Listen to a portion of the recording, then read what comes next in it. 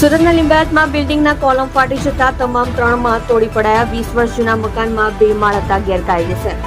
સરદારનગરમાં 20 વર્ષ જૂના મકાનમાં 2 માળ ગેરકાયદેસર હતા। 12 દુકાનો સાથેનું બિલ્ડિંગ રાતોરાત ગ્રાઉન્ડ ઝીરો કરાયું। લિંબાયતના સરદારનગરમાં 20 વર્ષ જૂના મકાન પર ગેરકાયદેસર 2 માળનું ભારણ વધતા ફાઉન્ડેશન કોલમ ફાટી ગયા હતા। શનિવાર બપોરે પિલરમાં ક્રેક દેખાયાના ગણતરીના સમયમાં જ પાલિકાએ ખાલી કરાવ્યું હતું। પાલિકાએ પહેલી વખત આખી રાત ઓપરેશન ડિમોલિશન કાર્યવાહી ચલાવી બિલ્ડિંગને ગ્રાઉન્ડ ઝીરો કર્યું હતું। 12 દુકાનો સાથેના 3 માળના બિલ્ડિંગને રાતોરાત ઉતારી પાડવાની કાર્યવાહી કરી હતી। લિંબાયતના કમરુનગરમાં ખાડીપુરની સ્થિતિને પગલે પાલિકા ટીમ વિસ્તારમાં સર્વેલન્સમાં ચોતરાઈ હતી।